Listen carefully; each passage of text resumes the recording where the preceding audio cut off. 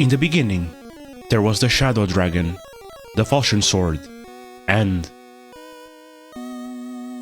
the Fire Emblem. Fire Emblem Shadow Dragon and the Blade of Light, released on the 20th of April of 1990, a revolutionary entry of the strategy RPG genre, follows the story of Prince Marth of Altea traveling through Archanean in a campaign of liberation to free the continent from the clutches of the Galder Empire and its ruler, Medius. Although, just how did it get to this point? Long ago, the continent of Archanean was plunged into darkness due to an invasion by the Manichaean Emperor, the Shadow Dragon Medius. Although the Kingdom of Archanean and its mighty army ruled the land, the strength of the Galder Empire brought Archanean to the brink of extinction. Just when all seemed lost though, a miraculous light shone through. An Altean youth, named Andri, after an arduous journey, obtained the divine sword Falchion and killed the Shadow Dragon. With Medius defeated, the Galder Empire collapsed under the counterattack of the Archanean army. The continent found peace once again. The Kingdom of Archanean was rebuilt, and many other kingdoms founded, including the Kingdom of Altea, of which Andri became the first king. 100 years have since passed. The Shadow Dragon Medius has been resurrected, and after annexing the kingdoms of Grust and Macedon, he has rebuilt the Galder Empire, having gathered the help of the ambitious Dark Bishop Garneth, and launched an invasion of the Archanean continent. The Kingdom of Archanean fought bravely in its defense, but they were overwhelmed by the famous Grustian general, the Knight Camus, and the castle was taken. King Cornelius of Altea, descendant of the hero Andri, departed with the divine sword Falchion to stop this advance, but being betrayed by its ally, the Kingdom of Gra, he fell in combat, and the Falchion stolen. The 14-year-old Marth, aided by his older sister, managed to escape Altea, leaving for Talis, along with many of his Altean knights, among which was his guardian, Jagan. But peace wouldn't last long for Marth. As he becomes 16 years of age, pirates attack and occupy Talis Castle. The Princess of Talis, Seda, departs on a Pegasus, heading towards the fort where Marth and his knights reside. Seda has arrived at the fort where Marth lives, warning him of the pirate attack in the castle. Marth assuages her, ensuring that his knights are more than a match for mere pirates. His journey has begun. This is Fire Emblem. There's a map with two armies on opposite sides, with the blue player units and the pink enemy units. The game starts with 7 units, so let's see what they are capable of. This is Marth, the main character, which is marked by his unique class, the Lord, which is a 7-movement class that wields swords. Although his stats seem to be on the low side of things, his high growths in HP, strength and speed mean he will be a good combat unit with enough training. While his low weapon level stat and growth might prevent him from using notable weapons such as the Killing Edge, he has exclusive access to 3 incredible swords, including his starter weapon, the Rapier, which deals effective damage against the many cavaliers and knights that Marth will face on his journey. Besides his combat capabilities, it's his incredible utility. He's the only unit that can visit villages. Once he obtains an important plot-relevant item, he can start opening treasure chests, and most importantly, he's the unit that must seize the castle or throne at the end of each chapter to finish it. Beware though, his death means game over and the chapter must be restarted. All in all, he's quite solid. Jagan is a paladin, a 10-movement class that wields swords and lances. His stats are high in most categories, but his old age has gotten to him, suffering from low to non-existent stat growths. His high weapon level allows him to wield a multitude of incredible weapons, including the Killing Edge, Silver Sword, or his starting Silver Lance, that destroy most units, though he's just as capable of setting up kills for other units with his Iron Sword. With his high movement, he can help achieve secondary objectives or advance ahead to meet the enemy.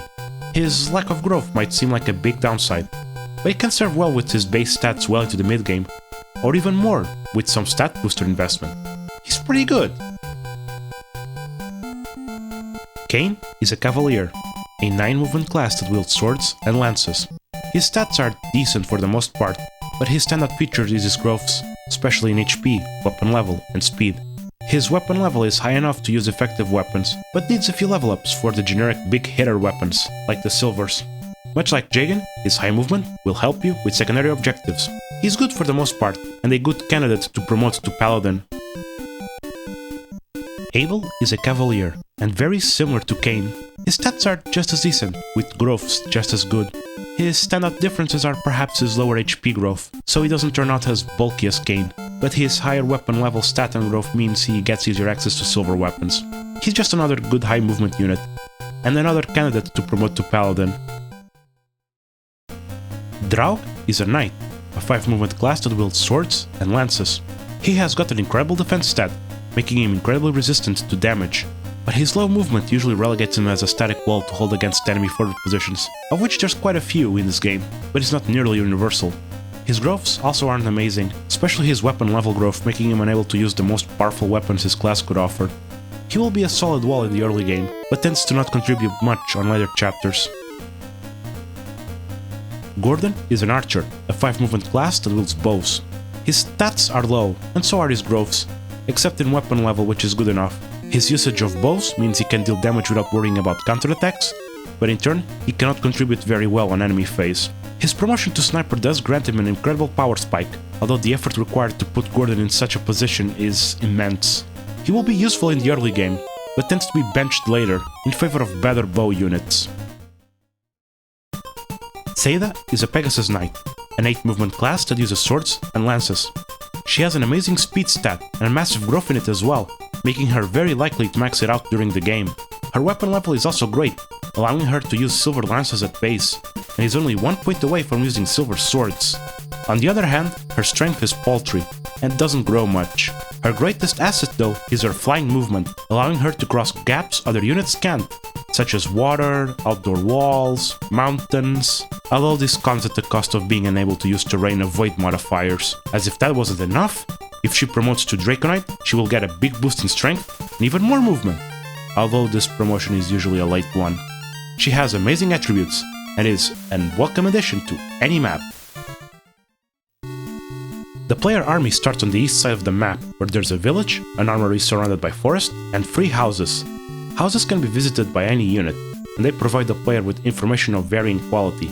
These ones instruct the player about villages, the weapon level stat and bow effectiveness versus flyers, and the presence of a man named Reese in the west village.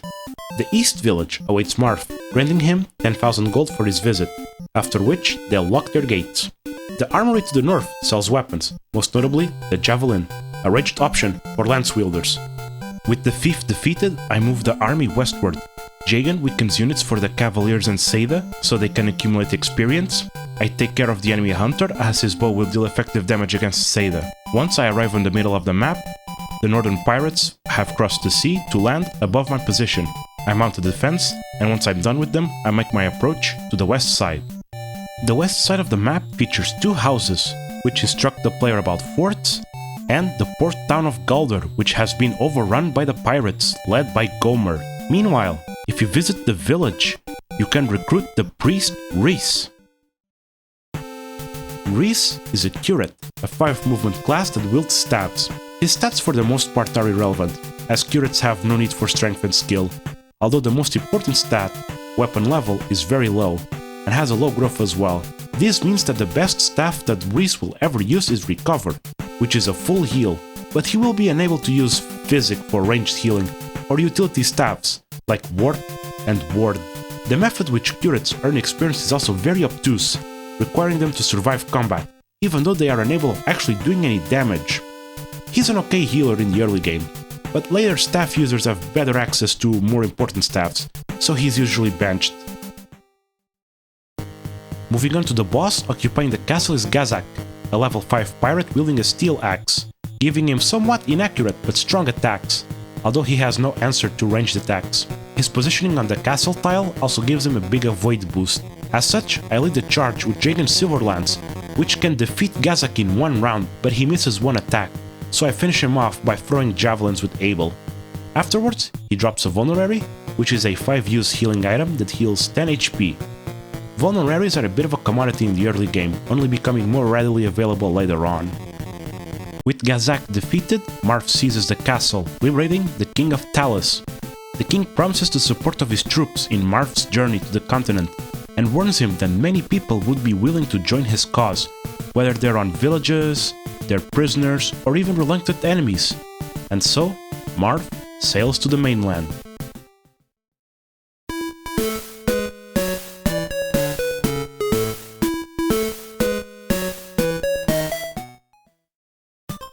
Marth has made landfall on Galder, joined by the Talisian mercenaries with their leader Ogma warning Marth of the pirate-infested port town, as well as of the presence of Grostian soldiers. This map begins with all surviving units from the previous map, along with 4 new units comprising the Talisian mercenaries. Bord is a fighter, a 6 movement class that wields axes. He starts with good HP and strength, enough weapon level to use all axes, and even great growths in HP, strength, skill and defense, the latter being a rarity in this game. Unfortunately, his low skill stat is a detriment to a class that uses one of the most inaccurate weapon types in the game, and his speed isn't enough to double attack slow enemies even with the basic axe, and his growth in it is also abysmal. His low luck stat and growth also makes him a very risky user of the devil axe. Also unfortunate is his low movement, being unable of keeping up with mounted units or even Marth. He can contribute early game with some big damage swings, but is usually benched later on. Cord is another fighter, just like Bord. His stats are similar in most aspects, but his major differences are his lower weapon level, which makes him unable to use the devil axe, and his higher speed, which allows him to double attack slow enemies with the basic axe. His growths, however, are a bit worse in strength and defense, in favor of higher growths in speed and weapon level. He's also one of the few units with 100% HP growth, guaranteeing him an HP level up every time. He has higher offensive potential than Bord in the early game, but ends up being benched either way. Barst is the third fighter, and a cut above the rest. His stats are all either equal or higher to the previous 2, and his growths are pretty good as well, especially in strength, skill, speed, luck and defense. This makes him the best axe wielder of the game. With enough level ups, you can get good offensive and defensive stats as well as good mitigation for the devil axe backfire effect. He's amazing in the early game, though later on he struggles, as his strengths become less and less unique to cover for his low movement and bad weapon type. Ogma is a mercenary, a 7 movement class that wields swords. He starts with pretty good HP, skill and speed, though his strength is a bit on the lower side. His weapon level is enough to use effective damage weapons, and with his high growth, he will be soon able to use generic hard hitters like the Killing Edge and the Silver Sword. He's also a candidate for hero promotion, even though his gains will be rather minor overall. He's a solid unit with a good weapon type and decent movement that will be useful throughout most of the game.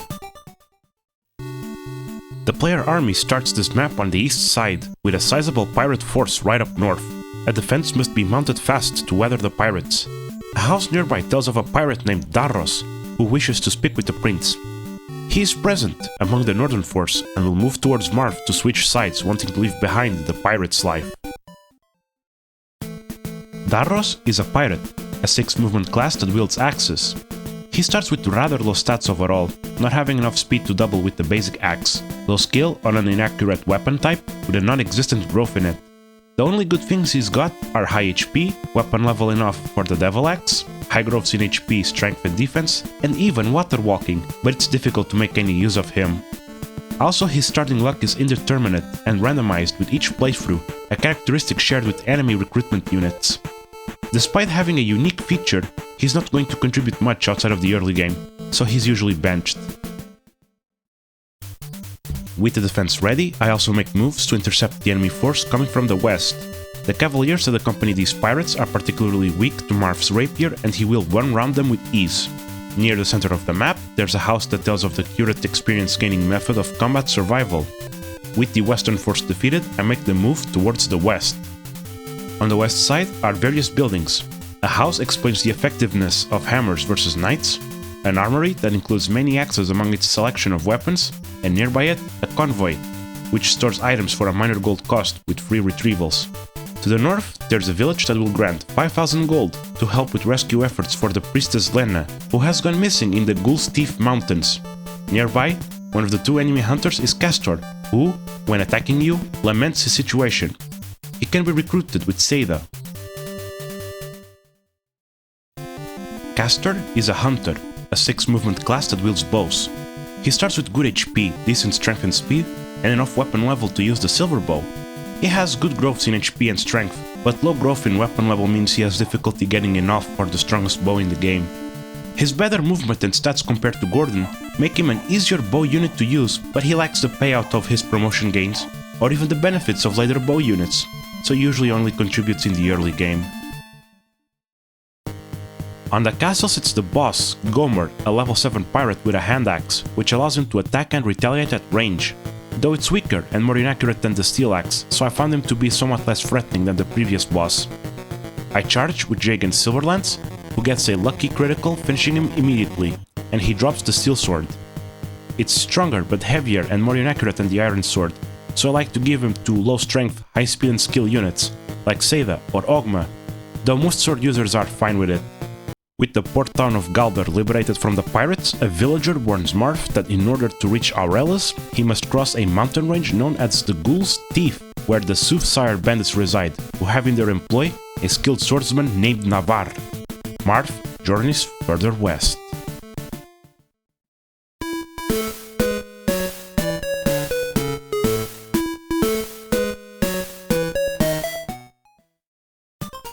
With Marth's arrival at the Ghoul's Teeth Mountains, a commotion occurs. Julian, a Soothsire defector, takes advantage of this and escapes with the priestess Lena, though she objects at first due to misplacing her man's staff, with Julian promising to find it when it's safe to do so. The map begins with all survivors from the previous map, along with the 2 escapees in the northeast. Julian is a thief, a 7 movement class that wields swords. With the exception of his high speed, his stats are low overall, albeit with amazing growths in HP, strength and luck. Training him to be a combat unit could yield results, but his non-existent weapon level growth means he's locked to weaker swords, or the Devil Sword, so he's usually deployed for his utility. Since he's a thief, he can open chests, and also use the thief exclusive item, the Master Key, a multi-use key that opens doors and lowers drawbridges. Overall, he's a good unit, with good utility, and sometimes can become a good combat unit, though the latter is not a necessary role for him to commit to. Lena is a curate.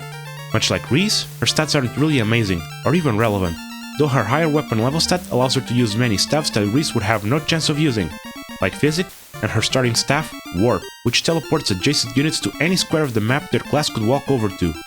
She even has a pretty good exclusive staff of her own that repairs weapons, though that one is a very late game addition. Unfortunately, her weapon level is just shy of being able to use Ward and Fortify, and raising it is difficult for someone of her class, so later staff users still have niches that she can't fill. All in all, she's a pretty good utility unit, and although later staff users are usually better, she can still be useful in the late game for weapon repair duties. With the exception of our 2 escapees, the player army starts in the southeast. A bandit force is near Julian and Lena, chasing them as they make their escape south towards safety, while the western force only sends a few fighters, most of them preferring to take a defensive stance. Noticeably, among the eastern bandits is a mercenary, who happens to be the dreaded swordsman Navarre. A safe defense of the east should be established to protect Julian and Lena and take on the bandits. If Navarre fights a player unit, he will express regret, although he will not hesitate to kill. He even comes with boss music.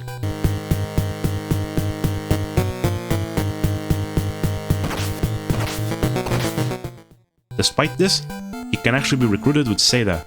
Although how one is supposed to figure this one out without a game guide, or trial and error, just beats me.